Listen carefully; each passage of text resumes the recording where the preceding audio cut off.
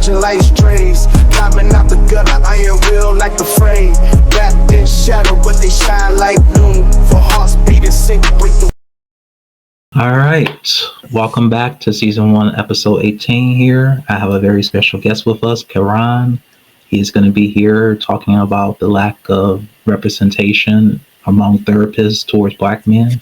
And go ahead and introduce yourself, Karan, where you're from, what you do, and then we'll get into the conversation more. Sounds good.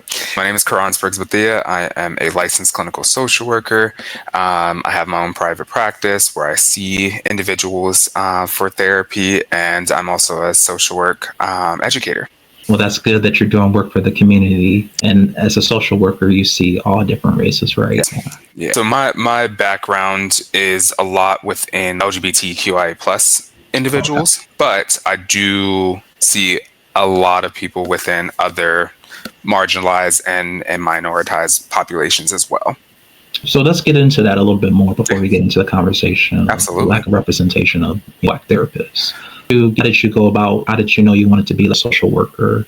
How did that come about? Were you going through your own personal problems and things of that nature? So I didn't think I was going to go into social work. I thought I was going to do more psychology than social work. It wasn't until my senior year of undergrad that my advisor was like, I think you would be really good in social work. So I went to one of the open houses at a school and absolutely did fall in love with it. And so decided, why not? Social work is definitely something that is more in what I would like to be doing. I think both psychology and social work together, but with social work, I feel like we are able to see the whole person a little bit more and look at the different systems. And I thank you, brother, for actually doing that, because we do need more Black social workers. There's not a lot of us in that field. Right. So let's actually get into the conversation now of talking about lack of representation of Black therapists, or the lack of culturally incompetent. Just absolutely. Speak on that. Tell us a little bit about what your thoughts about that. I was actually doing some research and trying to see how many, especially Black male therapists are out there. There's not a lot of data out there around that. I think I was looking at the NASW website, and I think it said as of January of this year, at least 10% of social workers that are members of NASW identified as Black. The only thing that we're not really seeing is how does that break down in terms of male, female, what gender specific, is there a gender specific breakdown of that? We're not seeing that at this point. And so, to be honest, I don't think there's a lot of conversation around what that looks like. And I think there should be more of that coming out. We need to know, and this doesn't just have to be for Black males in the field, but just like, can we pay attention to this? Because people have needs and people want to see others who see them in the field doing things. For me, I've had individuals come to me and say, I am so glad I found you, either because I'm Black, because I'm male, because of some other thing, that people want to see people that are going to understand or at least be able to understand whatever they're going through. I definitely do agree that we do need more Black therapists or social worker, specifically males, because it's really ran by white women, to be honest. Mm-hmm. There's not a lot of statistics that shows that Black men are actually even going to take up these fields, because between this show and my other show I've been doing for 3 years, and I've been talking about men's mental health for all races, not just Black. But I've seen a lot of sad stories over the years, where people wanting to kill themselves, or people have bad ADHD, they can't feel, they don't have a lot of friendships. And I think, that was not good. I don't know if you can still hear me, but I am still here. I don't know why my computer did that. Wait a minute. Let me see if I can. It never happened to me before. I cannot see anything. I'm sorry. I'll just edit that out, but keep going though. I don't remember so we were talking about. We were just talking about basically the lack of, we can change it into the conversation about the lack of Black incompetent therapists. So I think the biggest thing when it comes to competence and not having someone in the field, for lack of a better word. Nope, I don't want to use that word. Not having someone in the profession in the ways that we would know what's going on. So like there's a lot of stigma that is around mental health generally, but also because of those stigmas, microaggressions may be thrown out there from the therapist or the clinician of some kind to the individual. So because even with people that may be culturally competent, there's still that aspect that may come up. And one of the things that we have to pay attention to is the mistrust of the system, period. Medical system, mental health system, all those sort of things. And that's from all of the racism, the exploitation that has been used to make sure that there are some of these levels of inequality or inequities in the systems. And so I don't want to say we want to, that's where we see a lot of this happening. And I think another aspect is there's not enough of this being taught in the schools. So we get information about being culturally competent, but there's not a lot that can be or has been specific to, hey, take a class on African American individuals or Black individuals. Take a class on what it looks like for Asian American individuals in mental health. We have diversity classes, but it's general diversity. We do get a little bit specific, but it's not enough. I know that there was one class that I didn't teach it. There was another professor at my previous university that taught it. They did a African American families type of class, and I think that was good, but we don't have enough of that being thrown out there for people. And again, this goes across the board, not just for black men, but also Black women, other minoritized and marginalized individuals as well. There's not that education. So I think we need to incorporate more of that education in what we're doing. I also think so too. And like you said, it's not a lot of diversity classes in terms of teaching them this specific culture or that specific culture.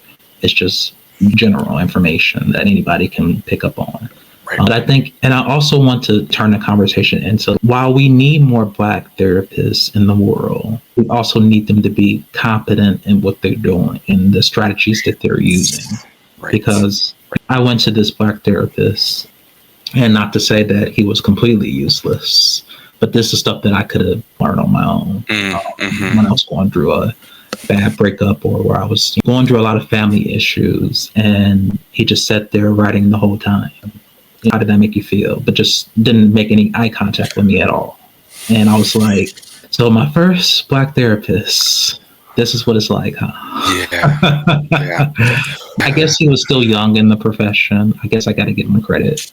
Don't have to give him so much credit, but I have to understand from his point of view that he was still young, just like me. Yeah. So he didn't, I guess, have all of the credentials that you really need to make the sessions work effectively. It wasn't all bad. It was some things that he gave me life advice about. I kept going through a lot of friendships, and I would never stay in friendships longer than a year. Right. And he taught me some things to look deep within myself and try to figure out, why do I constantly have to keep making friends? And it was because I was lonely and I was depressed, and I needed validation from other people to make me feel, to get rid of the loneliness. Right. I always needed people around me.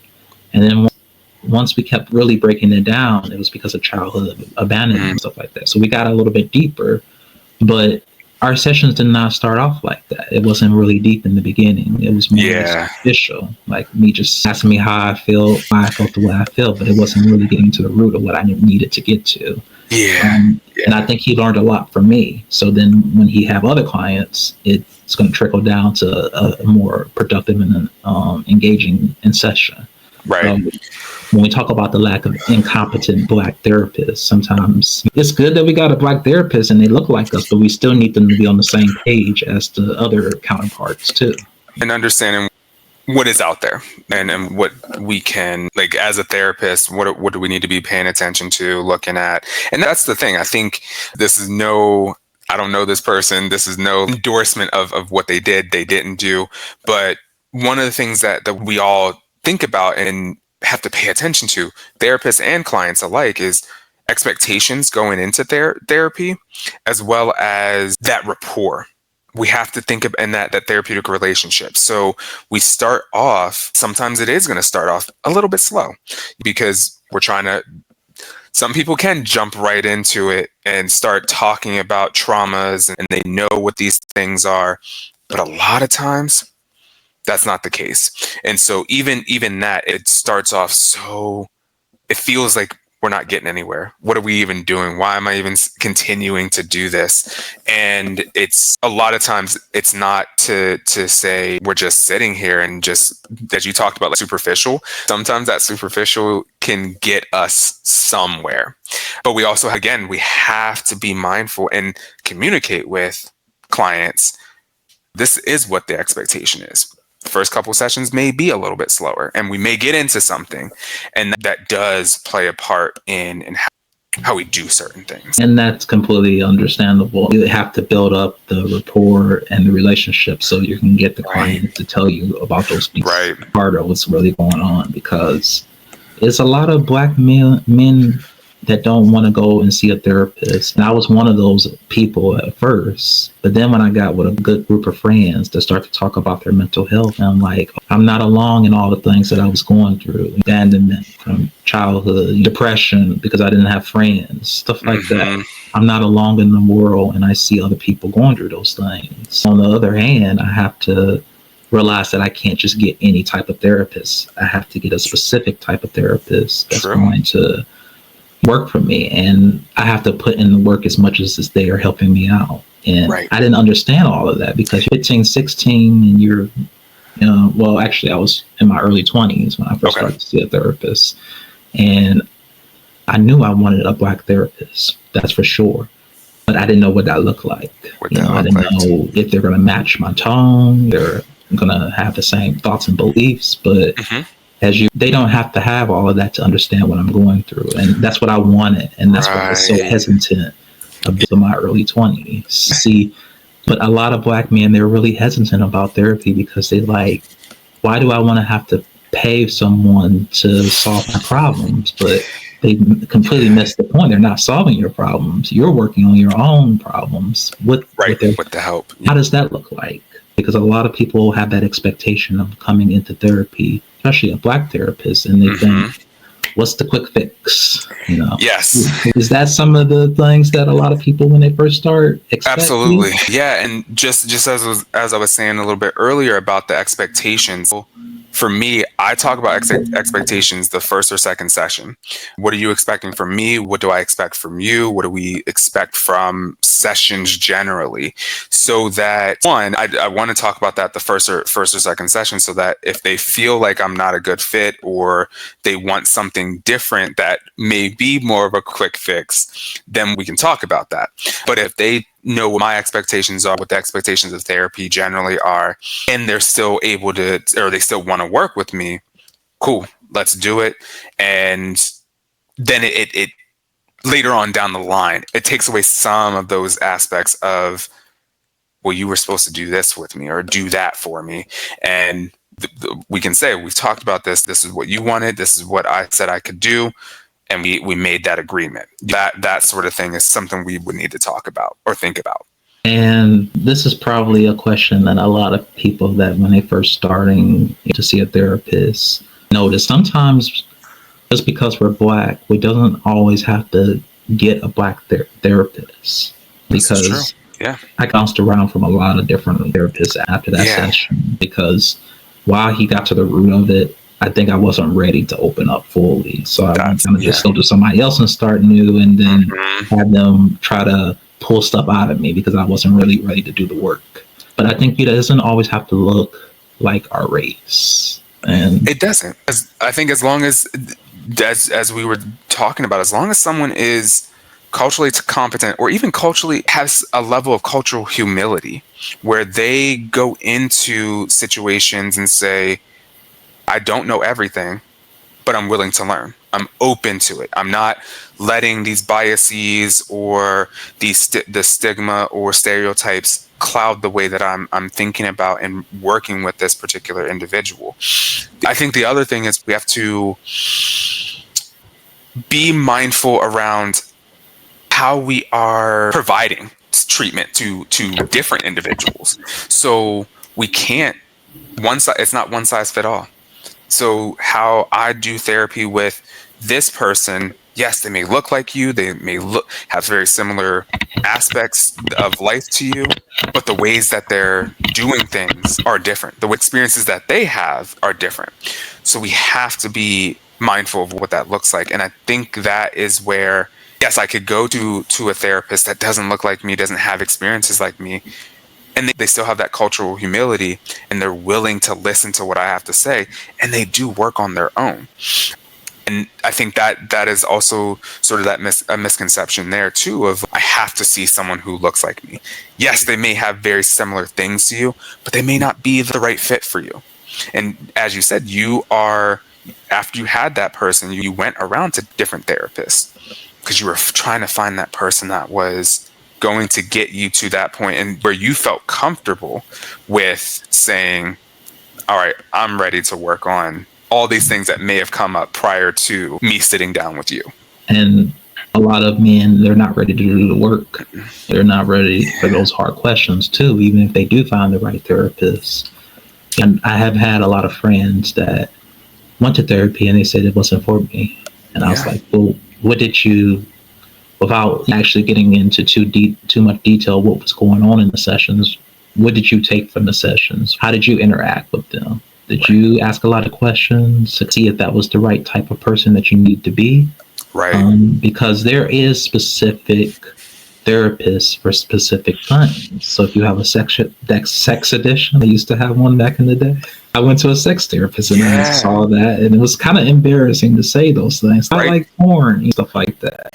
It was embarrassing to say stuff like that, but I had to go and work through that and realize what was the underlying trauma that came from that. Exactly. Was it mommy issues? Was it just things that happened bad to me in my life? What was the underlying reason why? Because there's always a reason why you're doing something. So there's a sex addiction. There's a marriage and counselor therapist. There's a LGBTQ community therapist. You're struggling with your sexuality. It's just a lot of all different types of therapists that you can see. Absolutely. And that's catered to whatever specific problem you have. You can't just go to any therapist and expect them to work on the problem that you're having if they're not licensed in that. Right. And well, even just thinking of it, even just thinking about it in that way of there are specific modalities that can be used. So if someone is experiencing trauma, they could use EMDR or IFS. It works for some people. It doesn't work for other people. So I know I've had this conversation with people before, and they're like, I feel like I'm shopping around for therapists. And I'm like, that kind of is what it is. We have to, in order for us to be able to work through some of these things, we have to find the people that we feel comfortable with. And that may be multiple people. And we may say, I want to be with this person because they can do EMDR, and I feel really comfortable with them to be able to process some of the trauma that I've experienced. And then you may hit a wall with this person that you're working with here, that you were doing the EMDR with, and you're like, I might need something a little bit different now. So I do go and see this other person that I found I felt really comfortable with before as well. And that's totally okay. I think the one thing that I wanted to touch on as well is it starts with us. We as individuals have to come together. You talked about you had these conversations with others who were in therapy or working on mental health, and that's really where the breaking down of the stigma, sometimes some of the things that come up around mistrust, things like that will come from us a little bit. The systems are still going to be in place, but if we're working together to say, all right, how does this work for us? And word of mouth is gonna help out there too, where I've heard about this person, or this person was really good for me. You might be able to see them. You might like them. I think that can help in those ways too. Yeah, I think so too. But to wrap the conversation up for today, I just wanted you to give maybe 3 pieces of words of advice for men that's maybe looking for a therapist that's culturally competent, as we like to say, not just because they're Black? Right. What is 3 pieces of words of advice that you would give them? So first thing I would say is know what you're looking for, or think about what you're looking for. So if you know that you want to work through anxiety, depression, you have some trauma, that I know that is what I'm going to be looking for. The next thing is reading through people's bios, asking if you can have it's not a discovery call. What is the word I'm looking for? Intake call that's like 10 to 15 minutes with the therapist. Gauge getting to know them. Yeah, just like gauging what you feel their personality may be, what their modalities are, those sort of things. So those 2 things together, looking at their bio, but then also talking to them over the phone, doing something video. Again, doesn't have to be too long, could be 10 to 15 minutes. And then lastly, going in with an open mind. I think that's the biggest thing, is that I have these expectations, but am I willing to have some flexibility in some of those expectations might be. And I think that will help pay attention a little bit more and be mindful of, this is what I'm doing at this point. Those are all really good advices, but I don't want to hold up too much of your time here. I do thank you for coming, Karan. You're welcome. Thank you for having me. There is so much craziness going on in the world today, and we're lucky to have you as a social worker and catering to people of all walks of life. And that's what we try to do on this show. We try to help other people to come better than what they were before they reached this life. So we want to continue to heal specifically Black people, because that's where my demographic is right now. So are you accepting new clients, or are you? Unfortunately, right now I am on a wait list, but if there is anyone, I'm licensed in Pennsylvania. So if you are looking for a therapist, you can reach out to me. Can I give my email? Yeah, I'll post all the links in the description. So just send it to me on LinkedIn, and now. Perfect. Other than that, we're out. All right, sounds good. Thank you.